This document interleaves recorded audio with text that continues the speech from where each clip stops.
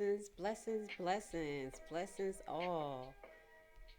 Let's see, everything kind of working a little slow for me today, but the Creator is good and everything is going to work out well. How are you guys? Welcome, welcome, welcome. Welcome to another episode of Secure Your Energy. I missed you guys. I know I've been saying I was going to go live, but I haven't because I've been busy. But I'm here for it. And this week we're going to have a little update. We're just going to be updating and just talking about some things that's going on in the economy and different sectors of the economy, especially pertaining to the coronavirus. So some of the topics we're going to talk about today is the petrodollar. Where does it stand? You know what the petrodollar is. Everybody should be fully aware of that, as well as what's going on pertaining to housing market, as well as our bailout. So it's a few topics we're going to get through today just to get everybody caught up because we haven't been here. And then later on in the next couple of weeks, we're going to review some of the topics that we've, talked about over the last couple of months, just to, see how things have changed, updated, now that you have that foundational information pertaining to certain sectors of the economy that you've been watching the lives. So let's get this broadcast started. You know how we do. We watch videos and we talk about them. We break it down. Let's pray that everything works out perfectly with our computer, and how fast it's working. Our internet works perfect, because it did take me a while to even just get on to start. Everything was just like at a pause. So let's keep our fingers crossed, guys. So if it is pausing, don't worry. If you can't catch the live now, everything is recorded. And when I upload it to Secure Your Energy, just click the link and be part of the Secure Your Energy team on YouTube, and you can watch the live there. And it'll be located in the Secure Your Energy group. So how about that? Don't even sweat it. We'll be okay. So we're not going to watch this full 25-minute video. I'm going to keep a lot of the videos pretty short this week. But this one is COVID fallout, bankruptcies, and bailouts galore. So we did kind of touch grounds on the basis of those big entities that give out loans to countries, So we talked about the Bank of International Settlements, the World Organization. So, and with that goes to say, we're going to visit those entities again and see how they're doing in the midst of the COVID, because, a lot of these bailouts that we're getting, like I mentioned in Primetime Home Buyers Live, these bailouts that we're getting is coming from outside entities that's not of the nation. So if we were to, not do good on these loans that we continue to get, other people may own the property that, is in the United States. Just to keep that in mind, because everybody's like, yeah, we're getting these checks. Where's this paper money, perceptive of the paper money coming from? We know it's definitely coming off the printer's press, but they have a little method to their madness, where certain entities are only the entities that can print out money. You see what I'm saying? So with that in mind, we're going to start this video. We're probably going to watch this like 5 minutes of it, and then we're going to move on, okay?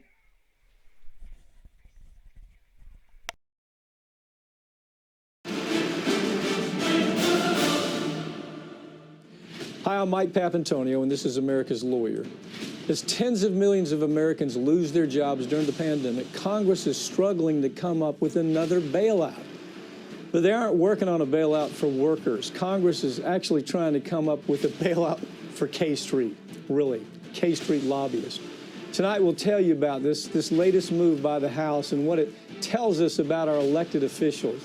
Also tonight, the nationwide lockdown due to coronavirus has brought economic catastrophe to countless small businesses.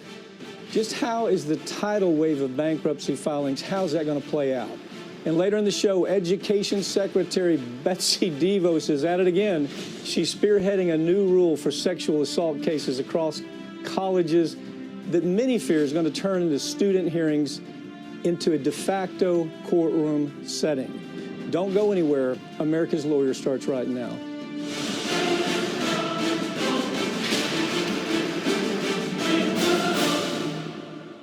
Millions of American workers are desperate for a stimulus package of their own, but instead Nancy Pelosi really, true story. She's trying to pass a bailout for K Street lobbyists. Did I get that right? Joining me is Farron Cousins, Trial Lawyer Magazine editor. I saw this story, and to me, it just rounded out the whole problem with Pelosi and Democratic leadership. Yeah. I don't know what's going on up here, but they're not paying attention to the things that are going to get them reelected, are they? Right. I mean, so far we've got no fewer than 33 million Americans that have lost their jobs in the last 7 weeks. Those numbers are going to go up again in the next day or two when we get the new reports. And Pelosi and the Democrats came together. They worked on this legislation, unveiled it Wednesday, and said, guess what, Americans? We might be able to give you another $1,200 check. One time, this is not going to be recurring. But by goodness gracious, we have got to get this bailout passed so we can bail out K Street lobbyists. They want these lobbyists, according to this new legislation that they've got ready to go, these lobbyists, million-dollar lobbying firms, would now suddenly be able to take money out of the Paycheck Protection Plan, which is the small business loan program that's designed to keep these mom-and-pop businesses running. But instead, Pelosi came out and said, we want lobbyists to be able to rate it because they've spent a lot of money lobbying to get us to bail them out. Okay, now let's be clear. This is leadership. This is this woman. This is Nancy Pelosi. It's Chuck Schumer, Maxine Waters. I mean, does she ever know even what day it is? Her name comes up in this. And the point is this. Look, this week, the Democrats lost in Wisconsin by 15 points, okay? They lost in an area they were supposed to win. California, they turned a Democratic region into a Republican.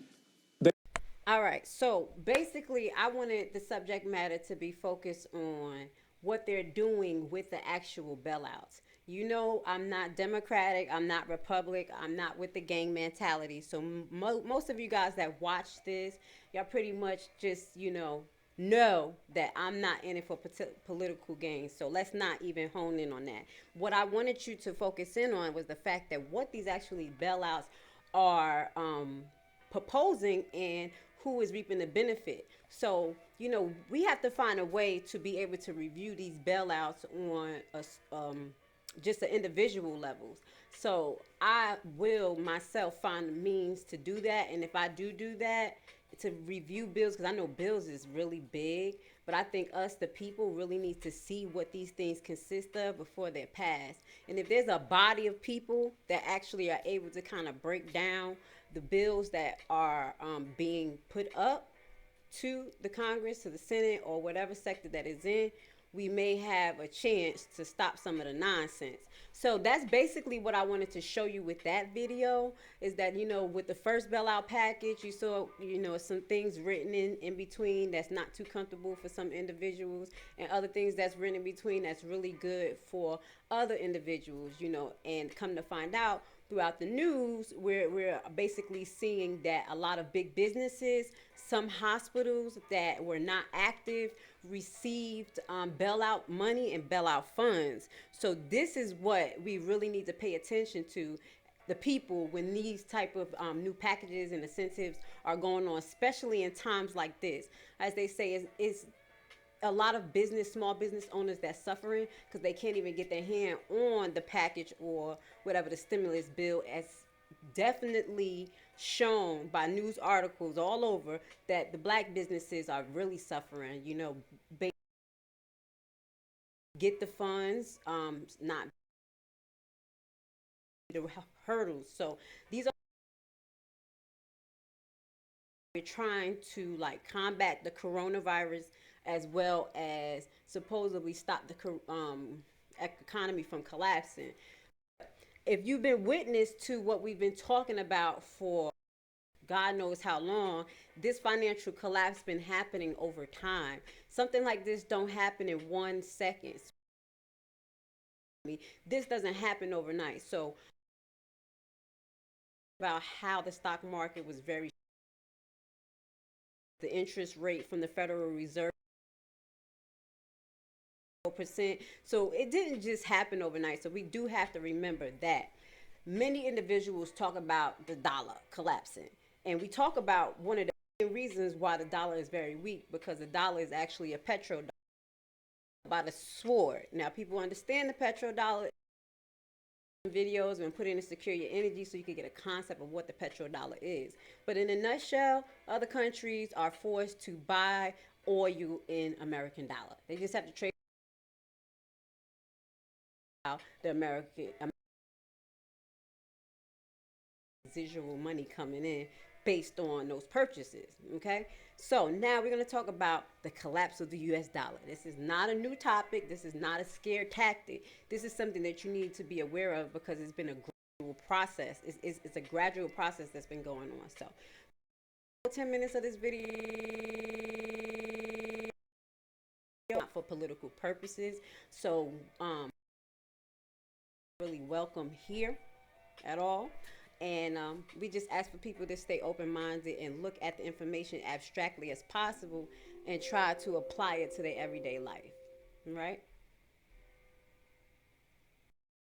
Bear if things move a little slow today. There are probably millions of people out there who already understand that it is a universal currency that's coming. There is one for the money.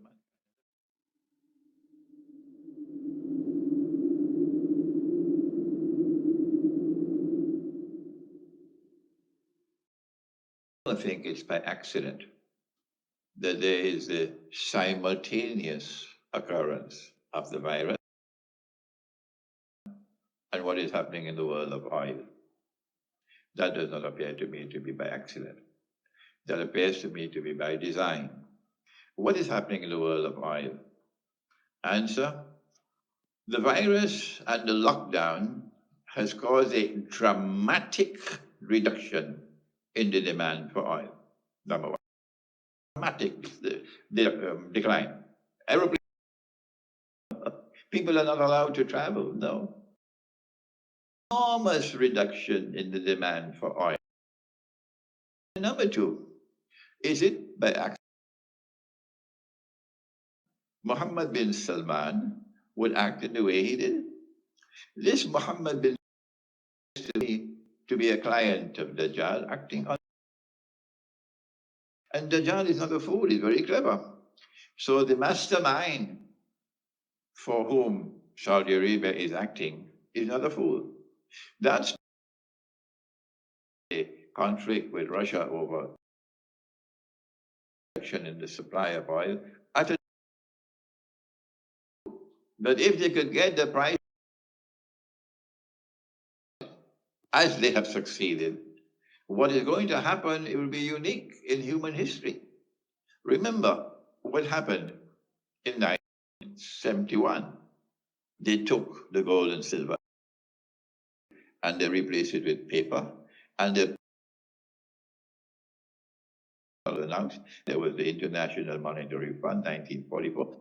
And then came 1971 when the US government had printed too much paper and they didn't have enough paper to redeem the $35 an ounce. And what the US government did in 1970 to break the relationship of the US dollar, the government will no longer redeem gold at $35 an ounce. And then from 1971 to 1973, the US dollar was in no man's land. It could have collapsed. And then Henry Kissinger, he's still alive, he went to Saudi Arabia in 1973 after the war. And during that war, there was the oil boycott. And the price of oil rose from $3 a barrel to $12 a barrel, 400% rise in value. And the Arabs were growing very rich. And then Kissinger went to Faisal, rahimahullah, and said to him, and he accepted the deal. And that Saudi Arabia would oil for only US dollars. But the deal did not include what the minimum price of oil.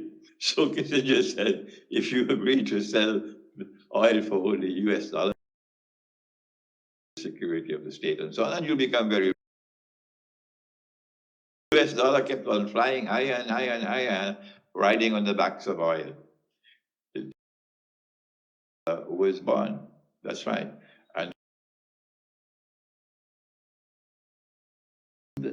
even their wildest dreams. That's what the US dollar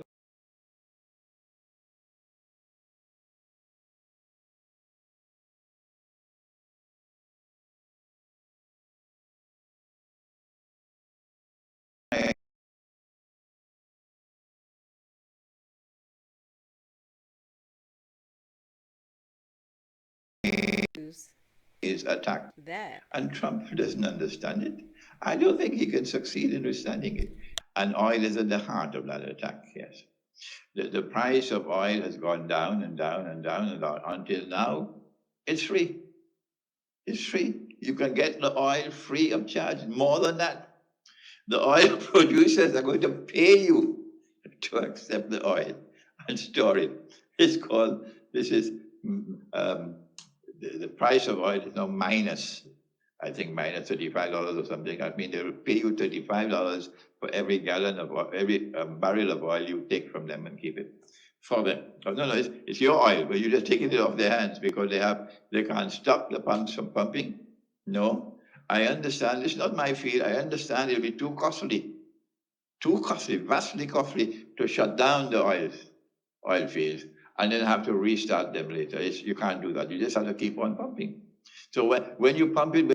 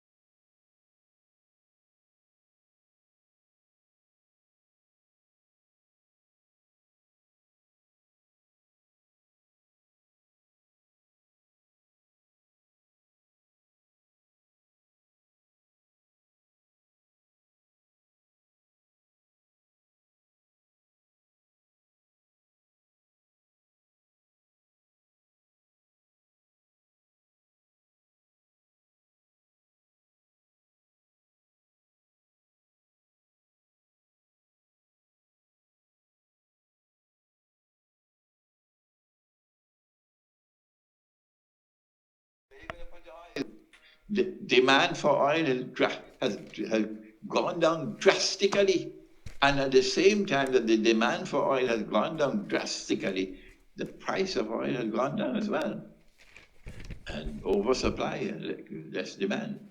And so you can see that this is not happening by accident, not at all. If the US dollar is living on borrowed time, I don't know what's going to happen tomorrow. But if I see rain clouds, I can say rain is coming.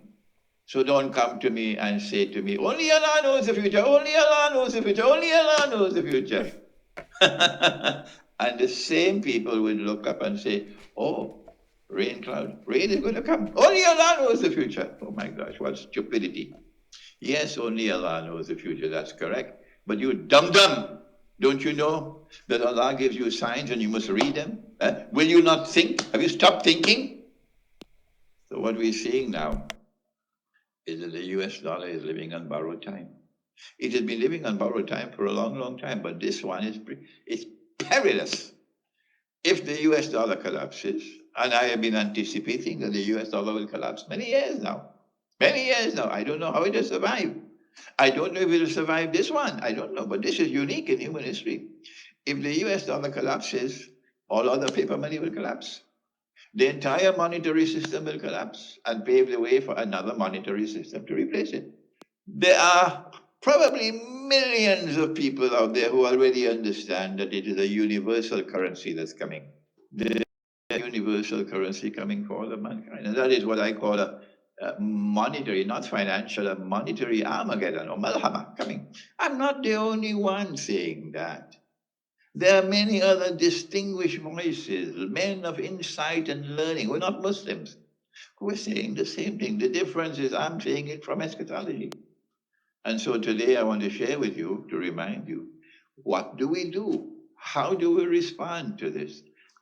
I have lectured time and again on Islam and the international monetary system.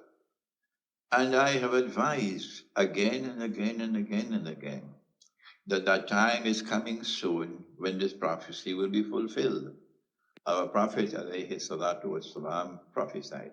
And of course there'll be some who would even criticize him for that.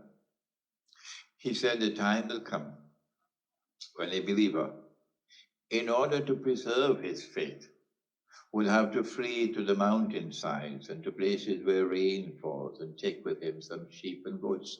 Meaning, to use today's language, you got to get off the grid. You got to get off the grid. Yes, I said, leave the cities, leave the modern West, and go back, go to parts of the world which are outside of the cities. Go to the remote countryside and establish small communities. And if you cannot establish a community, Sheikh, I don't have the money to do it. Okay, go and join in an existing village. Is that so difficult to understand? Go to a village which is already existing and seek to be allowed to live with them in the village. The only way they'll accept you, if you live in the village the way the villagers live. That's right. You don't come to live in the village and you will a high standard of living when all the villagers are living simple lives. Okay? So live with the village the way the village lives. Eat the food that the villagers live. Okay? Live in a house similar to what the villagers live in. And you don't have to be only Muslims. No. In the Balkans, All right, so we're going to stop there because, as you see, the commentary went into more religion and, not only religion, but he went into a concept talking about stepping off the grid. And the reason why he said talk about stepping off the grid is because some people don't want to live under a universal currency. So, as I mentioned prior, what happens with the World Organization as well, the Bank of International Settlements, when they intervene into a country, they usually set guidelines based on that loan. It's like a loan agreement.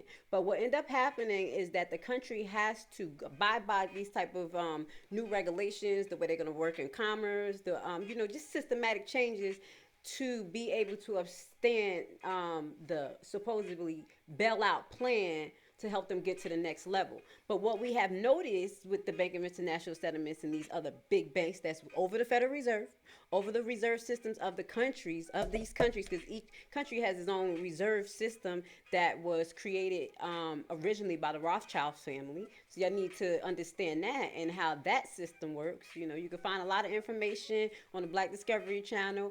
I'll put a link there. We have a section, I think it's a talk about American history, the foundations of the lies that people don't understand. But with that goes to say, we just have to be aware of the financial hardships that may be attached with taking loans from big corporation, or not even big corporation, big mother, how can we say, world organizations. And that's where people get the new world order from, in that one currency perspective. Because when you have one big mother entity that is, you know, help supposedly regulating these different countries, eventually they're going to want these countries to use their specific currency if the country don't have its full sovereignty.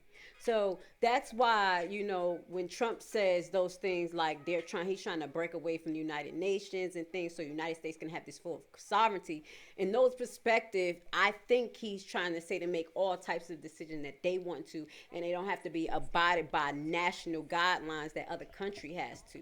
So when that happens, other countries become less competitive, and everybody is on the same page, and everybody has to follow the same type of rules and regulations to a certain extent. And if it continues to escalate, that's the concept of basically not having no more of a republic, or, you know, people know that republic or a democracy, whatever way you define that, which is having no choice of choosing who's your leaders and certain things, because the motherboard is so high up and there's so many countries involved. This what will specifically happen. So this is why I think this gentleman went on to talk about basically learning how to live off the grid if you don't want to live under the one world currency, if that was to happen. You know, and people have been talking about this for years. It's not new. This is old news, especially to the conspiracy theorists and other economic scholars know about the dollar and how eventually it was going to be rolled over because it's not connected to nothing tangible.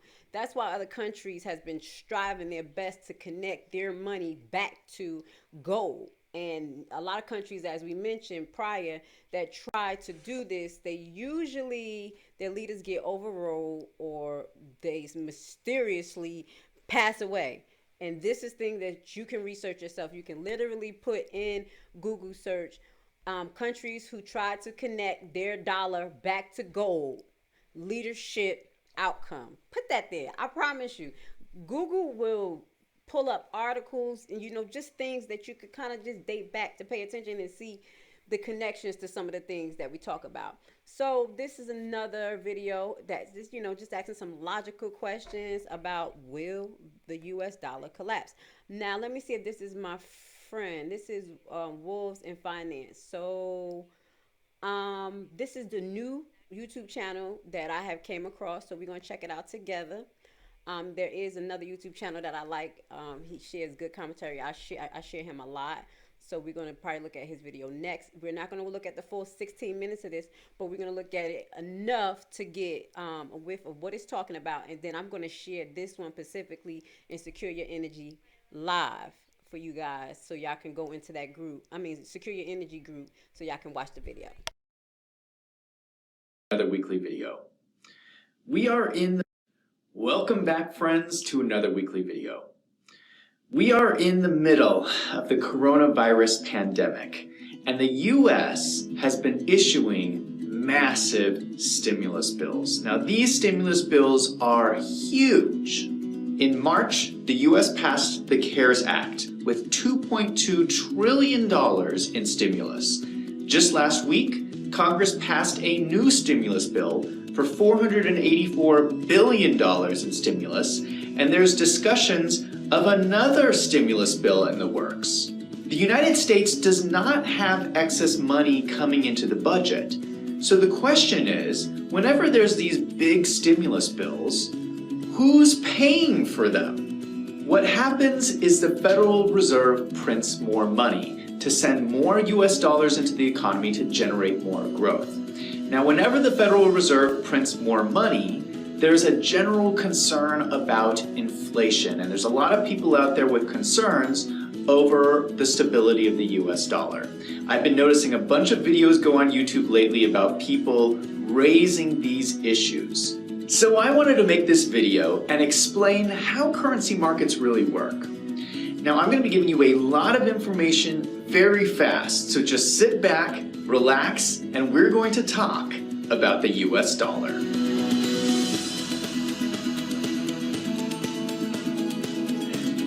The most important thing in any discussion about currencies is that the real issue is about pricing.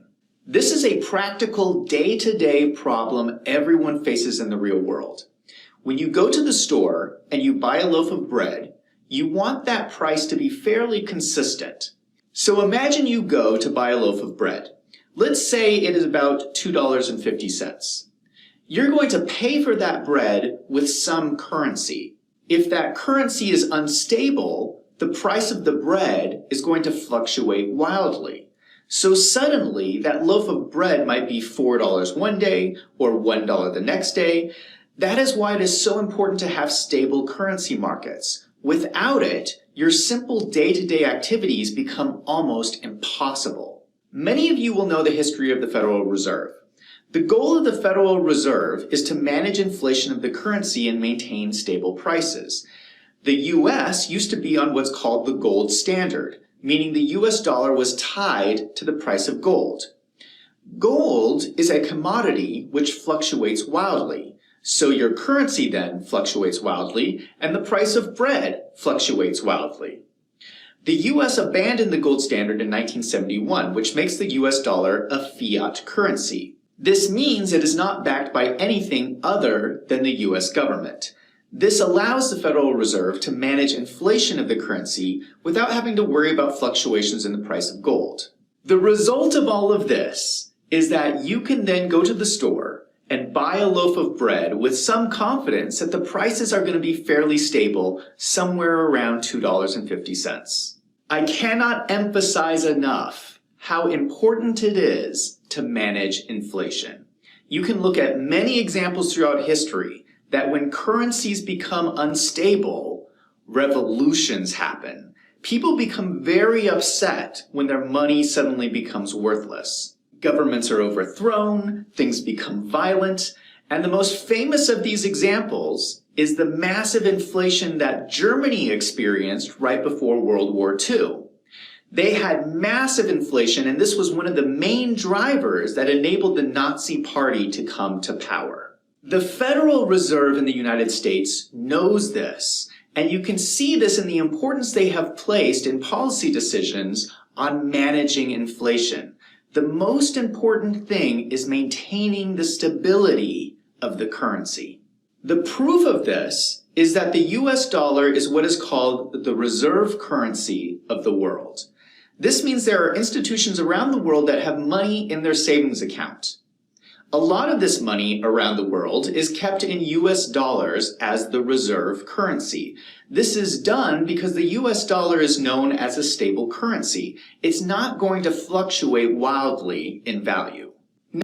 Okay, so I just want to stop. There's two things that he kind of said that was kind of off. One, the US dollar does fluctuates, and because of the gold prices right now, of the oil prices, it's definitely going to fluctuate in value. Another thing that he said was a little off to me was the fact that he said gold fluctuates a lot, the value, and that's not completely true. The fluctuation of gold is based on what is actually tangibly there. So people are not mining a whole lot of gold as fast as dollars are being printed. So the logic behind those two statements doesn't really pan out. But I like a lot of the information he's sharing. So as he stated, some of the bailouts right now supposedly are coming from the Federal Reserve.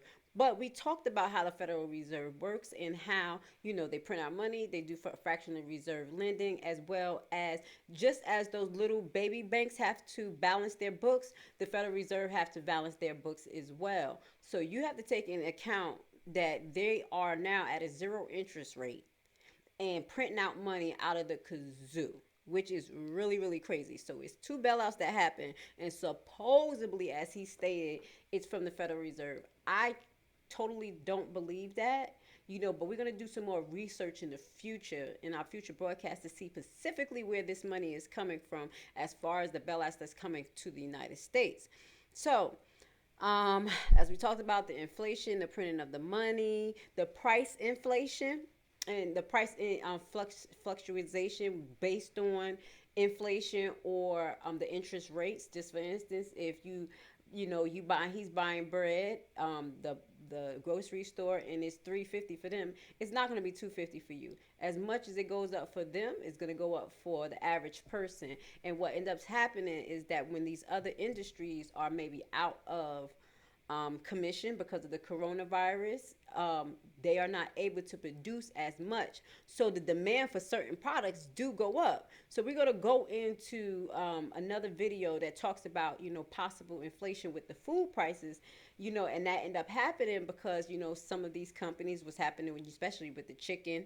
People love to eat chicken. So if these chicken places are closing, then that means that the production of them are going to slow down, which does not mean that demand of chicken in the United States will go down, especially when you have a majority of the Americans sitting home. So that's something that you should be aware of. The fluctuation of the food prices, we have to pay attention to because it's a more demand on the system and less workers within that system to produce, okay? So what we're going to do is I'm going to share this video with you guys in Secure Your Energy Live, and y'all can finish watch the next 10 minutes of the video. He shares, pretty decent information. As I tell you guys, look at everything abstractly. Don't take everything for specific what it is. You have to kind of put and piece things together from other commentary and, things that actually are logical and make sense, and that's not biased. Because that's to hear about. That's a big And we're looking at that people are biased, and then once they have a perspective, it's like, this is it, this is gonna be it. That's why I really don't deal with the game mentality and politics and stuff, because people are supporting entities and things that they really don't even know. It's a publicity stunt in most of these businesses, because they put commercials together, they put certain perspective, they have PR people that put these perspectives up for you, so you really don't know what they're doing, be it stars, be it companies, be it industries, be it police out there, be it the courthouse. You really don't know, because it's a perspective that's put in up for the people.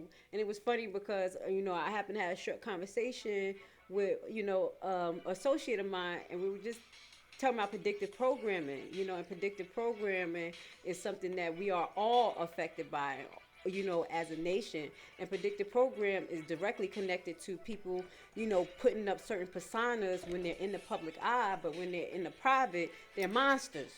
Just monsters. And it's not just people, it's corporations. And that's why you have a lot of people able to run with a lot of this like QAnon stuff and a lot of other conspiracy theories, because they know behind the scenes a lot of these entities are not practicing in what they are portraying in the public. So with that goes to say, I just say when people are subjugating themselves to certain information, make sure that they're subjugating themselves to all information, because any information that you're bowing down to, taking that within and making that your life. So that's a form of you're subjugated to that. Okay, let's not do that. Let's be open to learning, communicating, and actually using all forms of learning databases, be it videos, be it reading, be it timelines of history, be it newspaper articles, be it encyclopedias. We have to put all of these resources together and actually utilize them, so when we have these conversations, we could just not sound like broken records repeating what everybody said on the video or said that somebody else said. No, it should be you able to take information in, depict it within your own self, and spit it out, regurgitate it in a manner that you are able to comprehend. If you can't do that based on the subject matter, that means you don't understand. Memorizing what someone else says or what entity says something does not mean that you totally comprehend. So I hope that was an abstract conversation for many, because that fits in so many different fields of just not putting all your eggs in one basket, because like we said, it's predictive program, and a lot of entities don't really have the mass population at their first best interest. Maybe afterwards, when shit hit the fan, they're like, oh my God, I can't do this. But initially it's going to be for political, monetary gain, or social, control over the social aspect of people thinking. So let's get into the oil prices, and we're going to, get a little bit deeper. This is the real news. This is, let's see when this came out. I think this was a few days ago. We're going to try to keep most of our, May 9th. So let's see what the real news have to say about the oil prices, and why they're plummeting. Futures prices dipped below zero for the first time ever. Already badly wounded financially before COVID-19 hit, U.S. and Canadian oil corporations are now in a death spiral. Hundreds of U.S. oil companies may soon face bankruptcy, and hundreds more may go through liquidation. Bloomberg reported that 70% of shale drilling companies could go under. But how did it happen? Dan Dicker, a former oil trader at the New York Mercantile Exchange, explained it this way. For physical oil, what would happen is there's really no place for it to go anymore. There are no more buyers. All the storage had filled up. There was really nobody left to actually buy oil.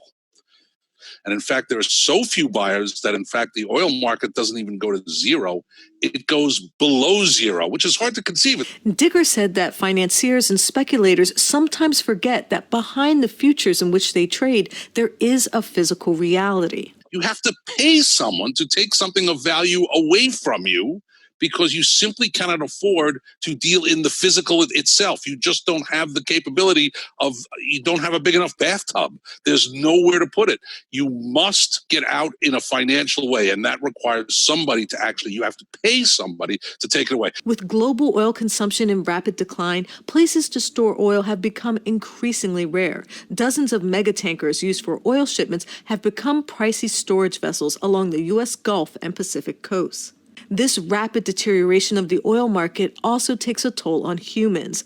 Thousands of Texas oil workers have already lost their jobs. According to North Dakota labor market information data reviewed by The Real News, 6,539 oil sector workers have filed for unemployment in the state since March, and 2,000 more workers are at risk of losing their jobs. Oil service company Weatherford International also says it will cut a quarter of its U.S. workforce, 6,000 jobs. The situation for both oil workers and the market in Alberta, Canada, the third largest oil reserve in the world, is also dire. Weeks before global prices hit zero, the Canadian oil price sunk to a price lower than that of a beer at a local pub. Hundreds of workers in the oil patch have lost their jobs in Alberta since the COVID-19 pandemic began sweeping through Canada, and thousands of project-specific jobs are now under delay. To stop the bleeding, the Trump administration loosened rules on April 30th on who qualifies for loans from the Federal Reserve Main Street Lending Program, a credit program for small and medium-sized businesses. The new rules allow businesses with up to 15,000 employees or $5 billion in annual revenue to receive federal loans, where before only companies with up to 10,000 employees and $2.5 billion in revenue were eligible. It's a move that uniquely. So this video right here is going into a little bit more detail about the second bill that came out in April the 4th. And as you see, the bailouts has increased for the minimum for the use. So what ended up happening is that, okay, so if a business not making over $500,000, they are not even qualified for this loan under this new bill. So this is why we have to pay attention. You're like, oh, it's a new bill. Yup, and it's for the people. And then when it roll out, if you don't know what it actually consists of, this is the shat. This is the shat that we have to pay attention to. Right there, right there. Benefits the U.S. oil fracking industry and follows a request made by the Independent Petroleum Association of America, a top lobbying group for mid-sized fracking companies, in an April 15th letter. Johanna Bazua, author of a recent report titled, quote, "The Case for Public Ownership of the Fossil Fuel Industry," says this is precisely the wrong time to offer such subsidies. I mean, what the Trump administration is pushing forward right now is a socialization of the risk and allowing the private enterprises to keep on ticking. Beyond the risk of more unemployment, there is still the macro scale risk of climate change. A recent study released by the Environmental Defense Fund shows that fracking for oil in Texas's Permian Basin, the largest oil field in the U.S., leaks 3.7% of its gas byproduct as emissions. That's enough leaked methane to heat 2 million homes per year, a greenhouse gas dozens of times more potent than carbon dioxide. Instead, Boswa's group, the Next System Project, calls for a fundamental break from this paradigm: nationalization. The reason that we think, nationalization or public ownership of the fossil fuel industry right now is so integral is that we've seen with, the massive price drop that happened in oil, that this is a very precarious industry. And knowing their track record when it comes to workers, community, and environment, we know that when they go down, the thing that they're going to shed first is their commitments to their workers, their commitments to the environment, their commitments to the communities in which they're extracting. Canadian journalist and researcher James Wilt has also called for the nationalization of Canada's oil industry. The Carnegie Endowment Oil Climate Index shows the tar sands as the dirtiest fossil fuel in the world over its lifetime for emissions. This is really a case for a just transition or Green New Deal, or however we want to phrase it. In order to do any of these things, we need to take back public control of the industry itself, so we can decide, publicly, democratically, how we're going to transition out of this, because it's something that is going to happen, and we just have to figure out how. Yet, like their cousin to the south. Okay, so let's just stop right there so we can kind of review exactly what they were saying. So as of right now, we talked about the oil tankers sitting there. This is why the price of oil and gas is low, and basically is a silent trade war going on because other countries continue to produce the oil. Texas Oil continue to produce oil as well, maybe at the same capacity. And at this time, what they're saying is for them to continue to do this just to portray a competition. They're not making any money, as well as it is an environmental risk that people have been complaining about the emissions. Emissions is basically all the smoke that comes out of these factories. And what they're saying is so much smoke that comes out of these factories is able to it basically fuse hundreds of thousands of homes with just that waste emission. That's still going on right now. So God knows what happens when companies are under hardships like this. As she stated, the loyalty to the workers goes out the window definitely first. That's where you have the layoffs coming in because they're not moving. They don't need as much of these people to move the product anymore. So these people are laid off. They're on unemployment, as well as now you have to cut some corners on productivity of, the people not being there and still having things moving because they're still pushing oil out. So as they say, about 70% of the shell may go under, shell corporations may go under just because they continue to do this and what's going on in the economy right now. So as the oil goes down, the petrodollar goes down. As we talked about, this is a factory where people work. They're losing their jobs. This is unemployment. This is the unemployment rate that keeps on increasing, which, anyway. So, which is right now directly reflecting coronavirus. This is everybody's blame on that, but it's been happening for a long time, and we're going to talk about that a little bit later on in the broadcast about stagflation in the earning and wage earning in the United States. It's been happening so long anyway, where it comes to hyperinflation of products, as we talk about, and stagflation in the wages that we actually bring home to pay these bills. This is why you'll have $100,000 mortgage with 5% interest attached to it, which probably makes your actual home about $160,000 post the value that you have to pay off. Okay, so with that same non-hyperinflated income that we've been slowly trying to increase minimum wage across the board, because it's not like it is like that in Georgia though. I'm gonna just keep it real. Some places you live at in Georgia, and in Jersey, I don't know if I experienced that a lot, but it is true. When you go into certain area codes, certain services is just expensive. Like for instance, where I'm at outside of Atlanta, you go to the dentist to get your teeth pulled, and it's $275. But if I go to where I was living at before in Georgia, which is a little bit more in the country, you could get that same tooth pulled for $125, no more than $140. So these are the things that happens with the price difference in different other states and boroughs.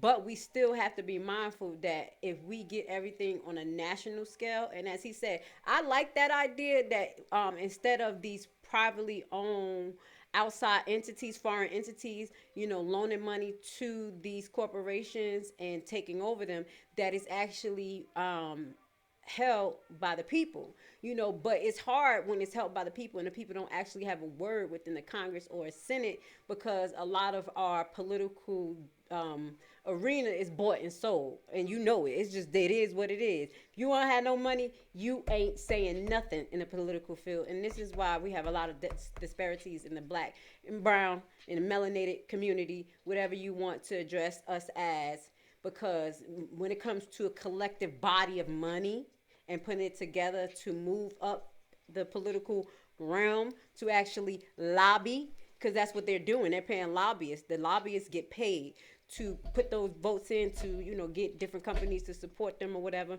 And that's what we have to do as brown melanated people. So I kind of got off the subject a little bit, but it all plays a role. So, let's finish watching this video and then we're going to move on to the next one. Both the Canadian government and the Alberta government have offered billions in subsidies to build pipelines to keep the tar sands financially viable. What we're seeing is basically the state stepping in for when private capital begins to flee and begins to create a crisis because they're shifting to more profitable opportunities. And the state, which is deeply enmeshed in fossil capital because of its reliance on the revenue, but also just because of how the power relations have shaped the province and the country over time, that's meant that they have had to step in as basically sort of the buyer of last resort. Nationalization is not a new idea. Major oil producers, including Saudi Arabia, Norway, and Mexico, all have state-owned industries. In those countries, drilling plays a key role in the country's revenue streams, but responding to the climate crisis was not the reason for nationalizing the industry in those countries. We're starting from a different departure point. We're starting from a point of this needs to be wound down, that we are doing this for that explicit purpose. Basel calls for the creation of a federal just transition agency to facilitate nationalization. It would rely on regular consultation with workers, labor unions, indigenous communities, state and local governments, climate scientists, and others. And in that agency, we say that Okay, so don't let that go over your head. We talked about Basel a little bit, and the Basel is basically a banking framework to supposedly protect the public from certain situations like this. And it's like a check and balance system. So in future broadcasts, we're going to talk about the Basel system. And today I'll share the information that I have. I think it's on the Black Discovery channel or the Secure Your Energy in regards to, getting a foundational information of what Basel is when it comes to the structure of banking and how they supposed to behave. And it's like a check and balance systems. Is where a lot of these, these new companies and the assets would be transitioned over into. And that would both, at a federal level, mean that we are enacting very strict, environmental standards. We're, setting very clear standards for workers and, what the transition is going to look like for them across the country. Such a transition won't be cheap, though, and Wilt says the rich should be first in line to pay for it. We need to really restructure class relations and ensure that the billionaires who are responsible for this climate crisis and responsible for all this offshoring of wealth and all the rest are the ones who pay for the building of a society which is no longer reliant on such volatile systems of capital and can really build a society that's outside of that and serves as an alternative to that. For the Real News Network.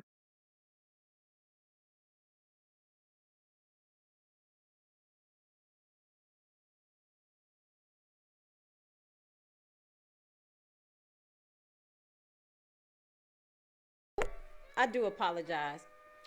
I was mute. All right, so basically, I just want to close off this video by talking about the double-edged sword that may be associated with nationalizing industries. What happened is that it's pulled out the private sector. So people like me and you who want to let's say if they nationalize all the malls.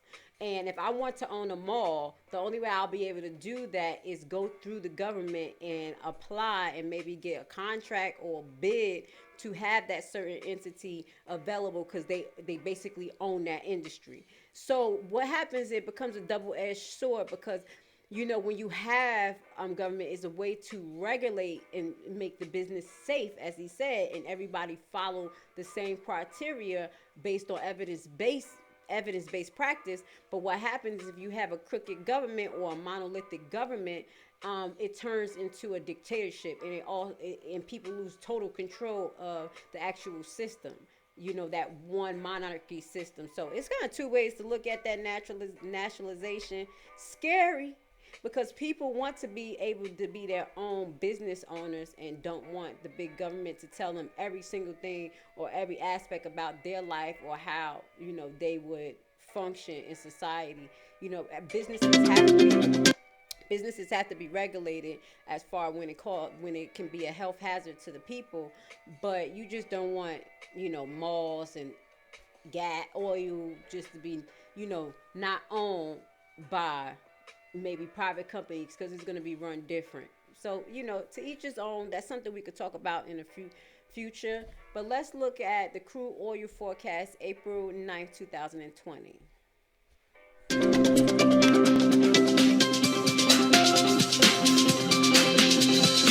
From Daily Forex, this is Chris taking a look at the WTI market. And as you can see, we have kind of been all over the place during the trading session on Wednesday as we await some type of resolution to the OPEC teleconference on Thursday. So, with that being the case, Wait, before he even go anywhere, now I'm not into forex, but we have talked about yield curve values and how to read these charts. This chart don't look too good. When you see something going down like this, that's a problem. I'm just letting y'all know. This right here is pretty steady. I can't see the actual date, the timeline of this. But when you get around here and you see a drop. Oh, I'm sorry, that's in January. Right around January. Yep, when the coronavirus hit. And also another time was October, and you got to understand, it's probably October, and around October, that's when the Federal Reserve lowered its interest rate to 0% because some stuff was really happening in the market, if you do remember. Let's watch this video. really not a whole lot to do at this point other than to pay attention to what happens next. If we break below 2250, it opens up the door to 20, and that is probably based upon no cut or a very small one. And in fact, if we get no cut, we probably break through 20. On the other hand, if we can break 2750, then 30 gets targeted on some type of massive cut. It's really probably all about the way we close on Thursday as to where we go next for any significant move. So as we talked about, when you look at the stock market predictions is basically an abstract view of the stock market. We talked about this. So, you know, these analysts look at the behavior of the people, you know, what is the supply and demand, and what is the future environment for that specific stock. So this one is talking about the crude oil. Obviously, right now, the coronavirus have not went anywhere. You know, a lot of states in the United States are opening up, but not under the aspect that people are really, the numbers are going down with infections or people are doing better. It seems like the numbers are starting to spread, which is still causing some type of, you know, hardship on the healthcare system, as well as certain places refuse to open up. So those industries are trying to do it as safe as possible. You know, so you have so many factors that's, you know, affects this crude oil. So at this point, you definitely know I don't think it's going to be hitting 30. I don't want to hear that, but it is what it is. Not I don't want to hear it, but I don't think that that's going to happen because of what's going on right now. There's so much oil to actually distribute before these prices could even think about moving up. You know, so that's how you got to think about it. You got to think a little bit deeper. All right, so let's move on to our next video. We got a few more. This broadcast probably in another half an hour. You know, when I go, we're going to go hard just a little bit. So 10 reasons the oil prices are going down. So we talked about it being sitting air. Mobile popped over. We talked about, you know, actually the undercover trade war that's going on. where these countries keep on like, no, you stop you stop producing oil. Another one like, no, you stop producing oil. Everybody like, no, you stop. And guess what? Everybody's in trouble. So let's look at this video. I think we watched this our last broadcast, but I want to remind people that it's more factors that actually weigh in on the oil prices going down right now. So let's watch it together. And we won't watch the full 12 minutes, but we'll watch as much as possible. And I'll share this in the Secure Your Energy Live. Welcome back, A-Luxers. Depending on where you live in the world, it might have been a while since you last started your car, hopped onto some form of transport, or flew in an airplane. With a global demand for fuel at an all-time low, what does that mean for the price of oil? In the 19th and early 20th century, the price of oil was fairly consistent. Since the 1970s, there have been spikes and drops for various reasons, and 2020 has seen a massive drop due to low demand and a lack of storage space. For the first time in history, on the 20th of April 2020, U.S. oil prices went below zero and settled at minus $38 a barrel. A-Luxers, let's find out 10 reasons why oil prices continue to drop and how it affects all of us. Welcome to alux.com, the place where future billionaires come to get inspired. If you're not subscribed yet, you're missing out. Number 1. Let's compare the price of oil today and 12 months ago. Oil plays a huge role in the global economy. There are 3 major factors that influence the global price of oil: supply, demand, and geopolitics. The first commercial oil was drilled in Azerbaijan in 1847 and was mainly used for oil lamps and kerosene. Fast forward to 1901 and the first well, capable of mass production, was drilled in southeastern Texas. It wasn't long until oil replaced coal as the go-to fuel source. Speculators, hedgers, or traders and investors play a huge part in determining the price of oil. As of April 29, 2020, West Texas Intermediate, or WTI, rose 18% to $14.57 a barrel, and international benchmark Brent crude rose 5% to $23.89 a barrel. In April 2019, Brent crude was $71.23 a barrel. But we should note that these prices fluctuate constantly and may gain or lose by the time of this publication. It's estimated that this time last year, the global oil demand was averaging around 99.9 million barrels compared to 77.6 million today. This was the estimate brought forward by Magnus Nivseen, head of analysis at Rystad Energy. Number 2. Demand for oil is at an all-time low. The outbreak of the coronavirus has had a huge impact on every sector possible, and oil is at a point of too much supply with not enough demand. We use oil to fuel cars, trucks, airplanes, trains, and ships. It literally moves our world. And the byproducts are used for many reasons, including the production of chemicals, plastics, waxes, tars, and lubricants. There are differing reports on how much oil is needed for vehicles to run, but the general consensus is between 65 and 70%, which was specific to transportation in the USA. With a significant drop in people driving their cars worldwide or needing public transport to get from point A to B, there are... We've been doing really good when it comes to commercials. Let's let it catch up with itself. It's either the Wi-Fi or is a little commercial popping up. We was doing good.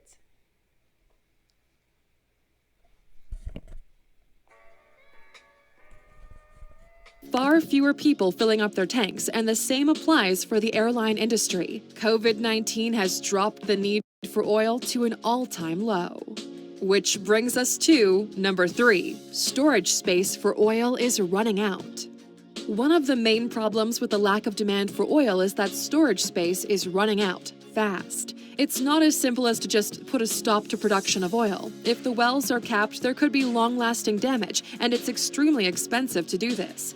Some experts believe that production needs to drop to alleviate the need for storage. So here's what the Organization of Petroleum Exporting Countries, or OPEC, suggested should be done, and what transpired since that suggestion. Crude oil is stored in tanks and on tankers, and globally there's space for 1.2 billion barrels of oil to be stored. It's not recommended to fill the tanks and tankers to the brim, and according to sources in the industry, there are already 80 million barrels in floating storage.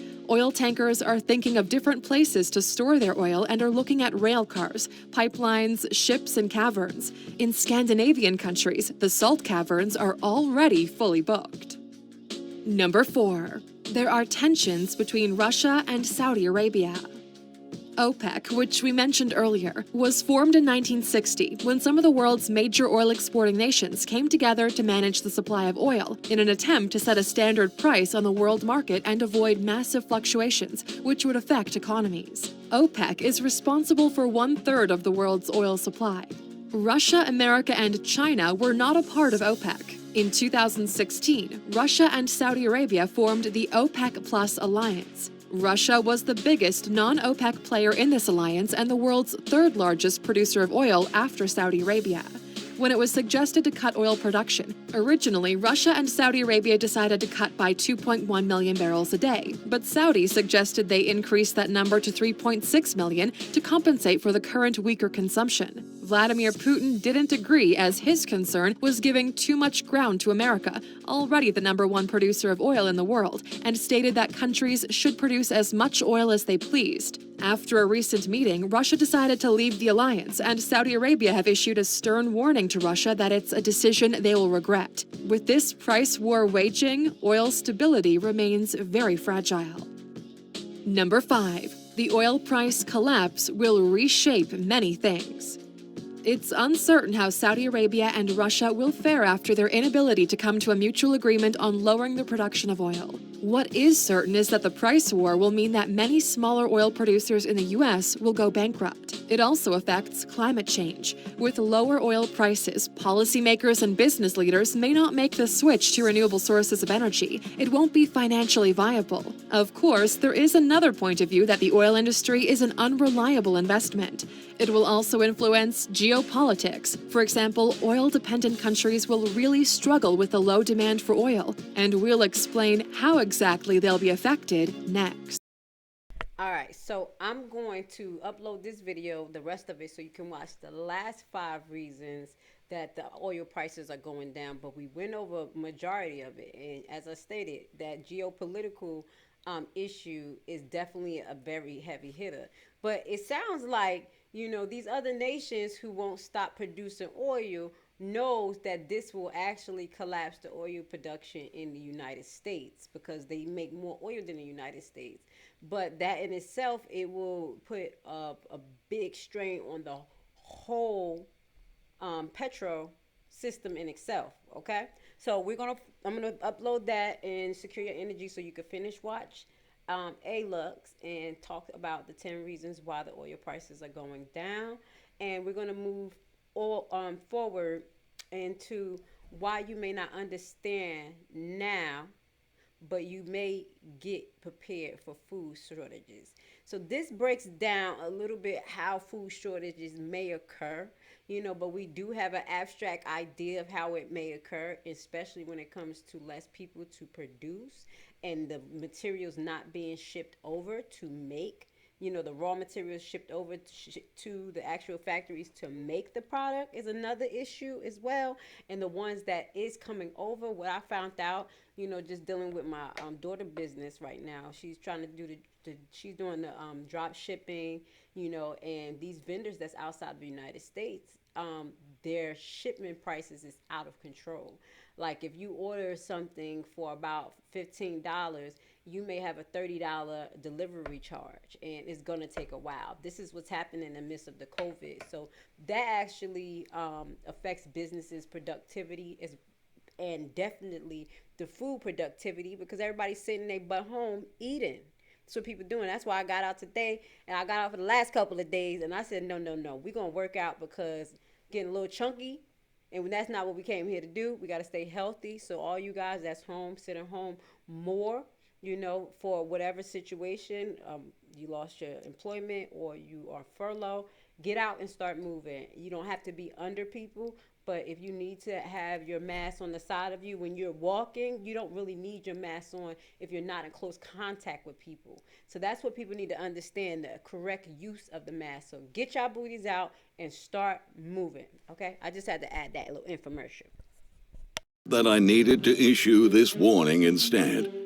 Even before this health crisis came along, crazy global weather patterns were playing havoc with harvests all over the globe. The African swine fever plague had already killed about 1/4 of all the pigs in the world, and giant armies of locusts, the size of major cities, were devouring crops at a staggering rate on the other side of the planet.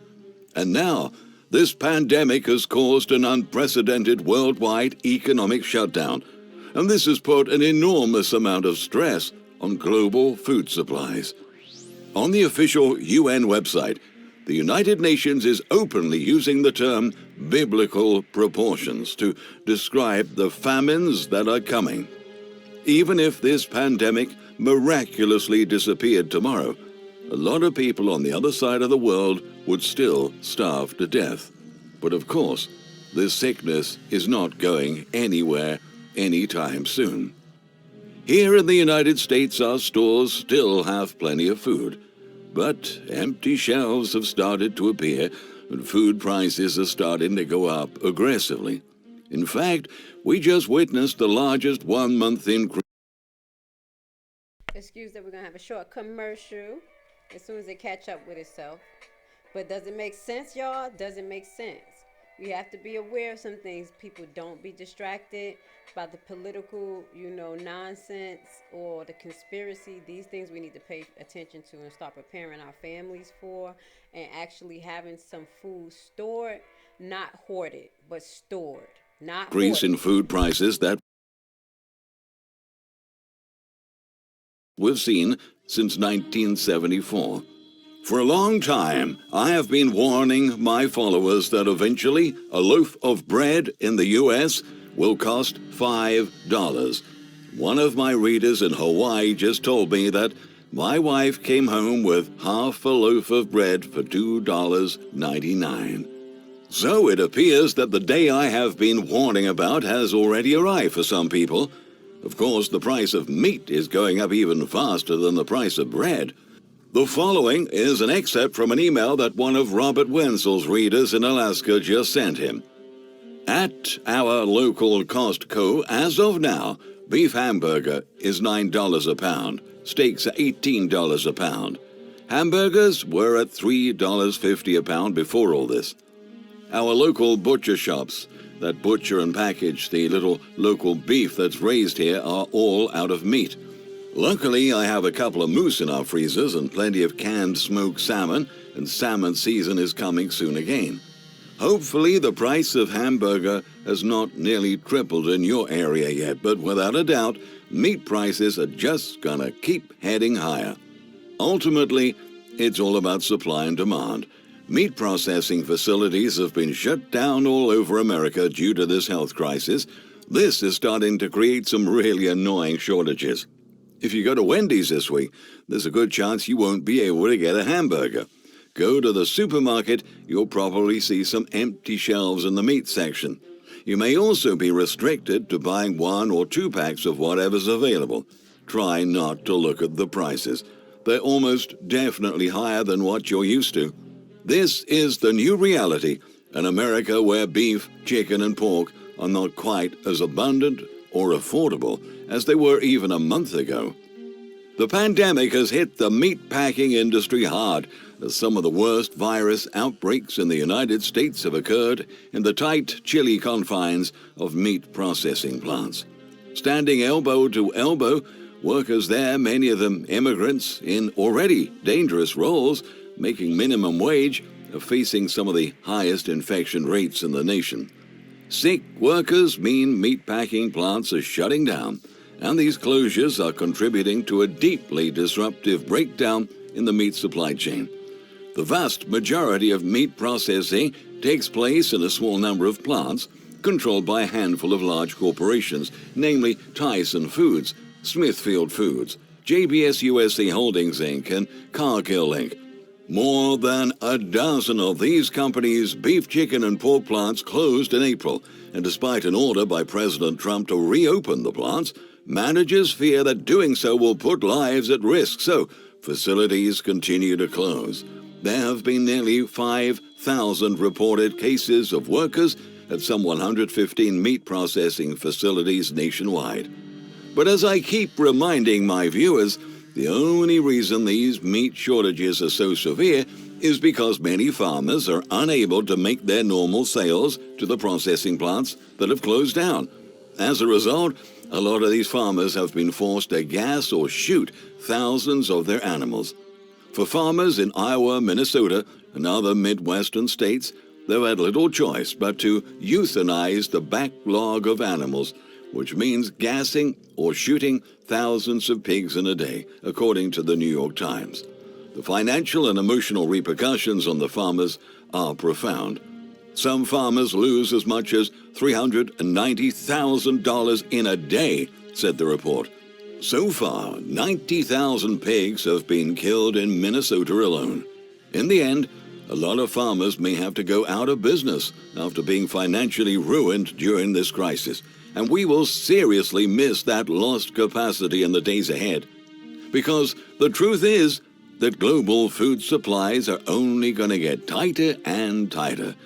As I've discussed previously, UN World Food Program Executive Director David Beasley has warned that we're facing the worst humanitarian crisis since World War II, and he insists that we could soon see 300,000 people literally starving to death every single day.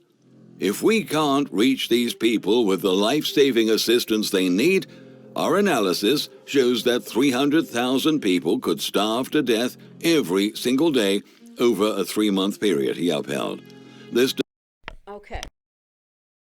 Right now, what I'm going to do is, like I said, I'm trying to keep the broadcast a little short because, you know, we can just go on and I'm sharing a lot of videos with you. So, the thing that stood out to me here is I don't even understand why they're killing the pigs. If they can't sell them, why are they killing the pigs? They need to stop breeding them a little bit, and maybe they don't have to kill them, you know. But for the food shortage, this video will break down more in detail to you of why we may have food shortages and an increase in the hyperinflation in the food market because of the supply and demand, as we mentioned. But killing the pigs for nothing, I don't even understand. Like, the pigs, like, hey, I've been here to live my best life, and just because y'all eat me, y'all gonna kill me? Like, if you ain't gonna eat me, just let me live my life. But, you know, I'm not an expert in that. Maybe I have to do some more research as far as farming. And, you know, what is the, you know, keeping the amount of herd versus what you sell. But I don't think that's right. That's just wrong. Unless them pigs are sick or something like that, you know, I would kind of be like, okay, that's suspect. But, okay. Will there be hyperinflation in 2020? Now, this may be the last video that we shared today, just to close off, because I've been going in, and I like this guy. Meet Kevin. Kevin's my buddy. All right, he's really realistic. He's non-political. He talks about both sides, talks about everything. So let's finish off this live broadcast with, will there be hyperinflation in 2020? And we know what hyperinflation is, guys. If not, break out your economic dictionary and figure it out. All right, I'm glad that you're here with me. Oh my gosh, $6 trillion? That's like a third of the United States economy created out of thin air. $2 trillion for you, Mr. Congress. Oh, Jerome Powell over at the Federal Reserve. How about $4 trillion for... You could just have a blank check, don't worry about it. $6 trillion, I think, might just be the start. But oh my gosh, if this has you thinking, how is this not going to cause crazy inflation? Well, you're right to think this. And let's talk about my expectations as to not only what I think is going to happen with inflation, but let's also talk about, most importantly, how to protect yourself in inflationary times if you think you need to. So let's get into it. Now, I'm going into this assuming you already have a basic understanding of inflation. Basically, your money's becoming less valuable over time. This is why everybody always says, oh, cash is trash. Don't keep money in a savings account, invest it. And I mean, it makes sense. If you put $100 into a savings account and it's not really making you any money, you basically are losing money thanks to inflation. If inflation is 2%, you really only have $98 of purchasing power the next year. That sucks. So stuff's becoming more expensive. So inflation, not good, right? So should we just have no inflation or deflation? Well, deflation basically would mean the opposite. So you put money into your mattress or a savings account, then it becomes more valuable over time. That's kind of like a mind twist, right? Well, generally, countries are going to try to stay away from deflation because it means we're probably not going to want to spend our money. Because think about it. If these Beats headphones are $200 and I put $100 in a bank account and deflation happens, well, that actually means these are going to become less expensive over time. So why don't I just wait 2 months and pick them up for basically $175? Deflation would mean a lot of us wouldn't spend. They've actually coined this weird thing called the deflationary spiral, where if prices are going down, we get so fearful and we keep so much cash around that we don't spend and we basically crush the economy even more. So generally, nobody wants deflation because it's bad. It seems easy, but it's really bad for the economy and causes more problems.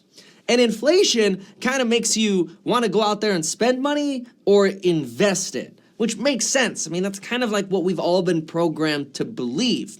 But what now happens if there's a lot of inflation? How do we protect ourselves, and why does that happen? Well, the easiest way to see why hyperinflation happened is look at the past. Have you heard of those people going to like the market to go buy fish or something with wheelbarrows of money back in the days of the Weimar Republic after World War I? Or what about Zimbabwe or Venezuela recently, where the money they have basically becomes worthless in a matter of 24 to 36 hours? That is, you want to go buy a loaf of bread today for $1, tomorrow it costs you $2, and the next day it costs you $4, and the next day it costs you $16. That's insane. It's kind of like, why would I go work? Why am I working my butt off for money that's basically becoming worthless? And that's the fear that some of us are having in the United States now. Why am I working my butt off if they could just change a number on a spreadsheet like that and poof, create all this money? That's just going to create inflation. It's going to make my money worthless. Like, what's the point? Well, there's something interesting that the Weimar Republic, Zimbabwe, and Venezuela did not have that led to a lot of this hyperinflation. Trust. Now, don't get me wrong. I'm not saying you need to trust the United States. You see how I said whatever, trust. I told you basically the money is what you believe in. So they're going to keep pushing this concept of believing and trusting in the American dollar so it can have some strength. Just to let you know. This is what he's talking about. It's government. But what I want you to think is, if you were going to pick a country throughout the world to trust in and a currency to trust in, you might consider the United States dollar as being, out of your options, relatively trustworthy. You've got the euro, but they've got Brexit going on. People within the eurozone can't even seem to trust the euro. You've got the yen in Japan, but they've had a pretty rough time experiencing any growth over the last almost 30 years. Russia spent the last 10 years combating high inflation already, so I don't think you want the Russian ruble. So here you are, kind of like, okay, well, what currency do I trust? And that's exactly why the United States dollar is actually known as the world's reserve currency. That basically means that 61% of the money held by other countries throughout the world as money in reserves is the dollar. The dollar. Okay, so put in perspective that a lot of these countries are trying to liquidate that paper money and get another money that is connected to gold. As you say, the other countries' reserves are in dollar, which is the dollar is basically losing value because of what's going on with the oil. So once these other countries don't believe in the dollar anymore and they totally abandon it, that's what we have to be aware of and pay attention to. Dollar is also known as the petrodollar, which means that barrels of oil, which every country wants, are traded in the dollar. Now, sure, one day a different currency might do both of those things, but for now, the United States dollar is, I hate to say it, and whether you like it or not, probably the most trusted currency there is. Left, right, or center, our government and our currency collapsing like Zimbabwe or Venezuela and experiencing hyperinflation thanks to corrupt government and inefficient policies are probably pretty low. even though we have our own sets of inefficiencies in our country. But how then can they get away with just printing money out of thin air, basically, on that darn spreadsheet, and then going for a cup of coffee when they add another zero to the debt and saddle all of our children with extra money that they owe? Well, they can get away with it thanks to something known as the velocity of money. I've talked about this in prior videos, but basically, there are two ways the government can create money. One is they can kind of, in theory, fly a helicopter around and drop money to everyone. Milton Friedman coined this term, and this helicopter money is kind of like you getting a stimulus check from the government. That can cause inflation because it might lead people to go out and spend a lot, and the velocity of that money is really high. It's somewhere around 5 to 6 times. That is, every dollar you get is worth somewhere around $5 to $6 to the economy. Well, it's a lot lower when someone like the Federal Reserve creates $4 trillion just to kind of give banks comfort to make sure credit markets don't freeze up. Basically, that means $1,000 of helicopter money to you is worth about $5,000 to $6,000 to the economy. $1,000 of money created for banks and the Fed is really worth like $1,400. It doesn't have that same sort of stretchiness. Now, if you don't understand any of that last like 30 seconds I just spewed, don't worry about it. Let's just talk about how to protect ourselves from inflation now. We'll just move from the history and some background into that, nice and slowly.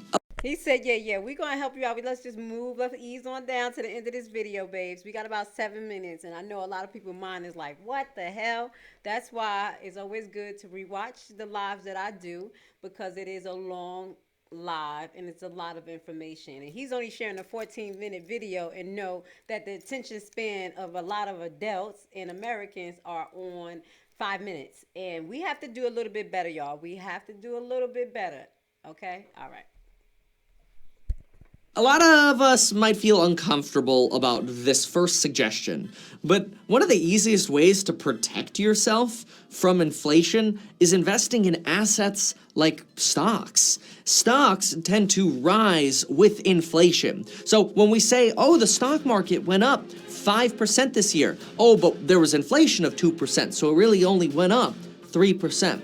That's fine. Inflation seems to be the basic sort of rising of the water, and then everything has its return on top of that if it's an asset. Like stocks. Stocks are going to be the easiest asset to get into. Now, if you're actually thinking about investing in stocks to protect yourself from inflation, make sure to start your stock market account off with a bit of free inflation.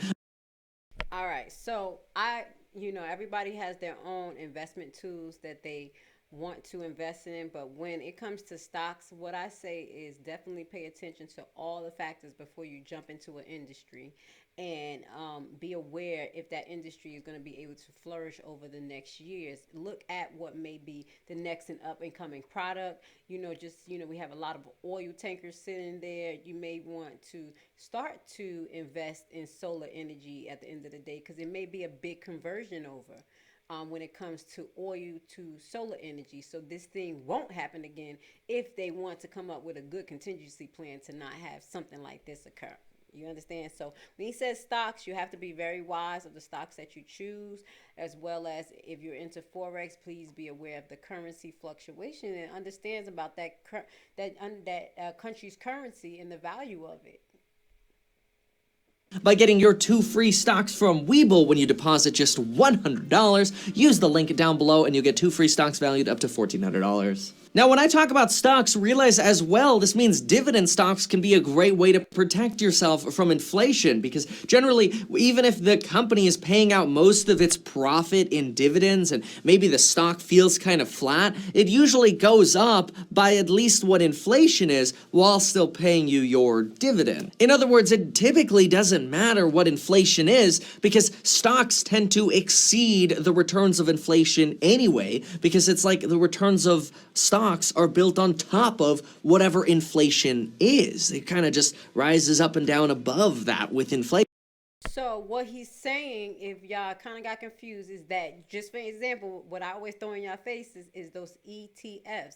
Those are private package agreements for private investors, where they put all of a product into that has like 5 mortgage companies packaged into one ETF for a big investor. So you'll have Quicken Loan, you'll have Amerisave, you'll have all the other ones in there, and they'll put that together. And what Amerisave and all these other companies would do was put certain loan pack support that stock and that investor.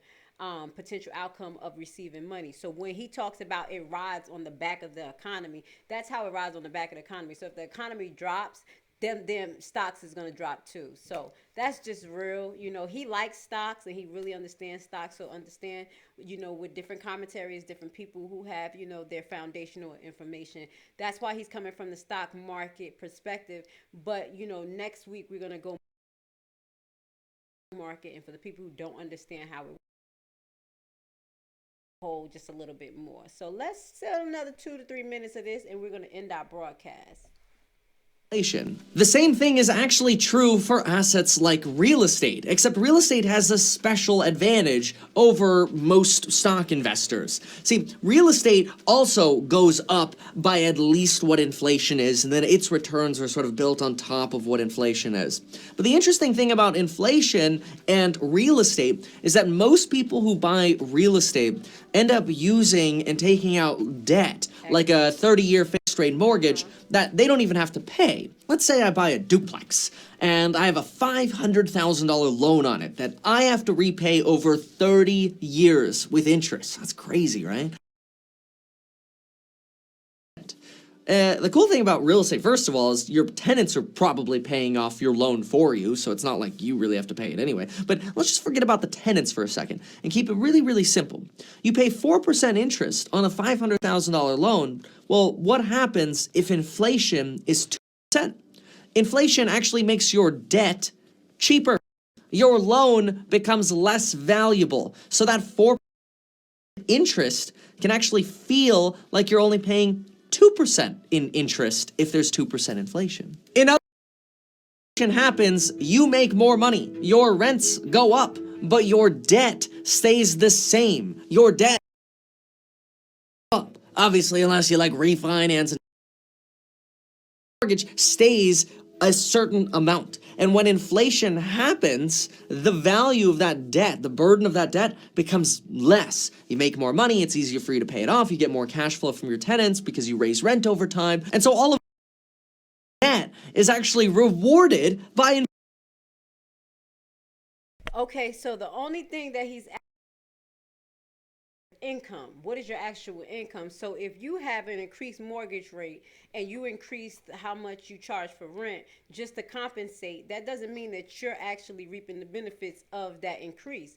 Now, if you have a job or a business on the other side where, you know, the revenue from that increase and, you know, the minimum wage is increased, that's when we, you know, citizen level are able repercussions of hyperinflation. So I think left out in the equation, but stop the broadcast now because we've been on for like an hour and a half. You know, it's been pretty long.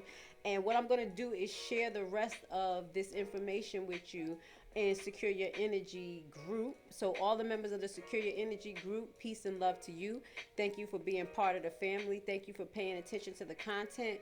I pray that this content is actually reaching you at a level that you can utilize it and make more wise decision when it comes to getting into loan agreements, when it's getting into taking credit cards,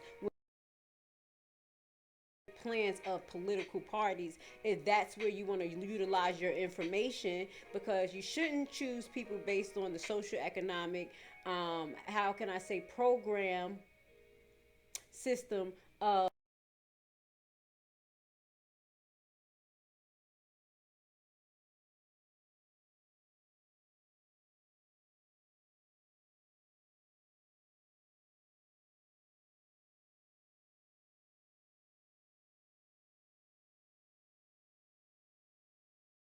do some research on it, utilize as many resources as possible, and, you know, just try to be open as possible to knowledge.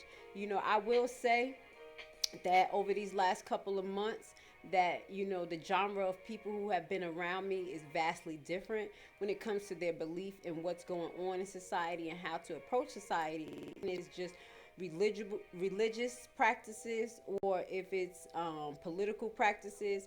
It's good that us as people are able to actually just communicate and not try to rip each other's heads off based on our beliefs. So I want to send a shout out to those individuals that are able.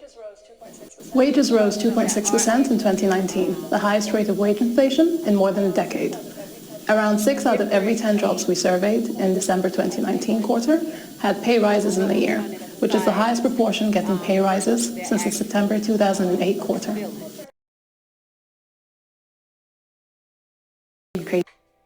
Everything's kind of like pausing up on me, so I hope the broadcast is not pausing up as much, but I did want it to. In the Labour Cost Index, or the LCI. Thank you. End this note by saying peace and love to you guys. Thank you for spending time with me.